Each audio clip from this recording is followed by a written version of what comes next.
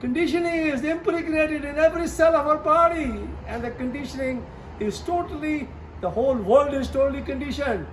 And now, today is a Good Friday, and that is the Easter is coming, and the real Easter will be tomorrow probably, I think. And that will be Saturday and Sunday, and that will be real Easter. That means we got what you call a weather is changing and it's becoming a summer is coming, and that's beautiful because that's what the existence is, and the existence is always in the present. But human beings are totally intellectual. They all are conditioned, and they are all sleeping, they are daydreaming, and they are hallucinating, and they are all neurotic, especially people living in the United States. Of course, there are people in India, they are awake. You know, there's a Kumbh Mela, people are awake. There are more than 4 million people, they are awake in India. And I'm going to India on 23rd, leaving from Tampa to go to first to New York. And from New York, I go for Air India. I go to what you call New Delhi, Delhi. And from there, I go to Lucknow, and that is another town which is about 300 miles. It's less than 300 miles, close to that, away from Delhi, and it's beautiful. And I am totally awake. My 5 children, they're totally awake. And my 8 grandkids, they're totally awake. And they are going to make the eggs today. And that is today is called the Good Friday. And that's what they are going to make. And my wife, the beautiful lady, she has given me 5 children and 8 grandkids, and they are all awake. And they all understand the intellectual mind, and they understand that they have to become totally conscious. If everybody in the United States and everybody in the world become conscious of the intellectual world, the intellectual mind, which is a totally conditioned, they should become totally conscious of that.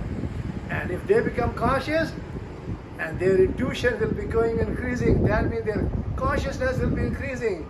And they usually have a 1% of consciousness, 99% they are unconscious.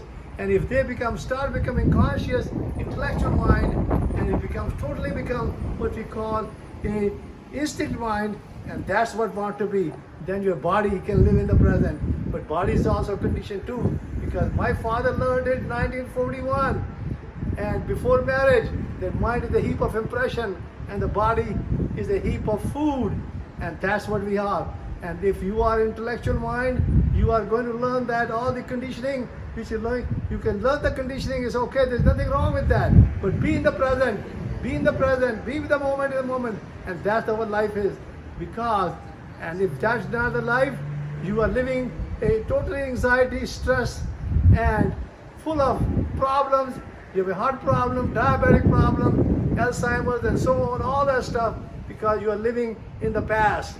Because you have to learn to live in the present. And I live in the present. And Donald Trump is a beautiful soul. Unfortunately, he has created what we call a tariff, and he's disturbing the people in China. He's disturbing the people in all over the world. He is disturbing the people in all in the Europe, and he's making them upset. He should not do that, because dollar is a good currency, because that's what Nixon did that. Nixon said to China, I can print as many dollars I want, and that's what they say, I agree to that. And now, the President, Donald Trump is changing that. He is making a tariff for no reason.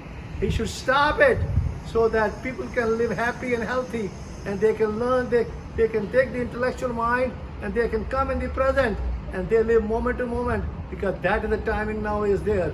Because if you go back in the history, we can learn from the history, because we had 10 gurus came, and they live in the present, and that's what the life is, living in the present and present.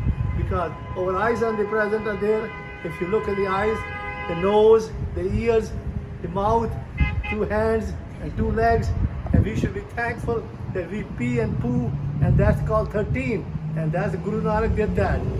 That Guru Nanak says 13, everything belongs to existence, and everything belongs to existence. I belong to the existence. I'm totally awake, and my granddie is totally awake, who has just mixed my what you call Apple's phone, and now he's taking my video, and it's beautiful. And I tell you now that this is a moment by moment, and in 2026 I will become the governor of the state of Florida, and I guarantee you, and I'll wake up all these people, and I love you all. Thank you very much.